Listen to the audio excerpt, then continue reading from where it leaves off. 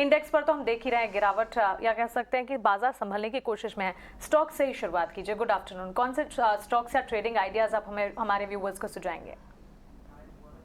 Good afternoon Mansi. तो stock specific अगर हम बात करें तो पहला स्टॉक जो अट्रैक्टिव लग रहा है वो है जिंदल 100 का।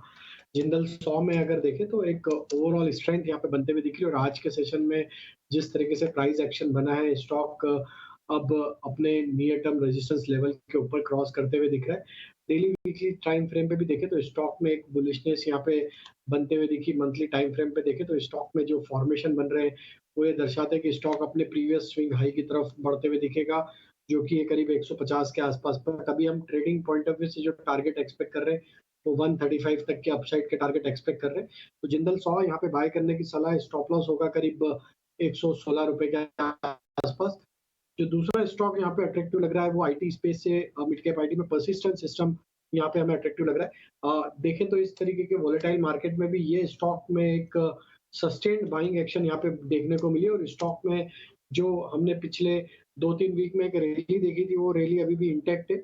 हमें लगता है कि जिस तरीके का ओवरऑल सेटअप बना हुआ है और आज आईटी स्टॉक्स में एक अच्छा बाइंग इंटरेस्ट भी देखने को मिला है पिछले कुछ 15-20 मिनट आधे घंटे में, तो हमें लगता है परसिस्टेंट को यहाँ पे बाय करना चाहिए। स्टॉक में जिस तरीके के चार्ट स्ट्रक्चर बने यहाँ पे पोटेंशियल है स्टॉक में फर्दर यहाँ पे 4700 4750 तक के अपसाइड के टारगेट आते हुए दिख सकते हैं। करंट लेवल से बाय किया जा सकता है। स्टॉप लॉस होगा करीब 4580 के आसपास। तीसरा स्टॉक जो बाय करना है वो है केईआई इंडस्ट्री। ये स्टॉक में भी देखें तो एक फॉलिंग ट्रेंड का ब्रेकआउट यहाँ पे वीकली सेटअप पे बनते हुए दिखा है। थर्ड कंसेक्यूटिव वीक है जहाँ पे हायर हाई फॉर्मेशन बनते हुए दिखे। स्टॉक में अगर हम देखें तो जिस तरीके के फॉर्मेशन बन रहे हैं यहाँ पे हम एक्सपेक्ट कर रहे हैं स्टॉक की रैली यहाँ पे 1660 1670 की तरफ बढ़ते हुए दिखेगी। करंट लेवल से बाय किया जा सकता है। स्टॉप लॉस होगा करीब 1575 के आसपास। ठीक है, तो चलिए ये कॉल्स ट्रेडिंग आइडियाज। श्रीकांत, आप भी बताइए कौन से ट्रेडिंग आइडियाज स्पॉट किए हैं आपने? बिल्कुल। तो देखिए, मुझे लग रहा है कि इस मार्केट में अगर किधर फोकस करना है तो नो डाउट आईटी कंपनीज है कि जहाँ पे एक अच्छा मोमेंटम बना हुआ है, और लगातार इन आईटी कंपनीज में हमें लगता है कि और भी सिलेक्टिव बाइंग आती रहेगी। और इस पर्टिकुलर फेज में अगर देखें तो यहाँ पे हमें एम्फोसिस, ये एक स्टॉक अच्छा लग रहा है, जो तकरीबन 2110 2120 के करीब ट्रेड कर रहा है। काफ़ी अच्छा एक डबल बॉटम फॉर्मेशन ये बना रहा है, और इसे वैलिडेट करने के लिए इसे 2200 के लेवल्स को क्रॉस करना पड़ेगा।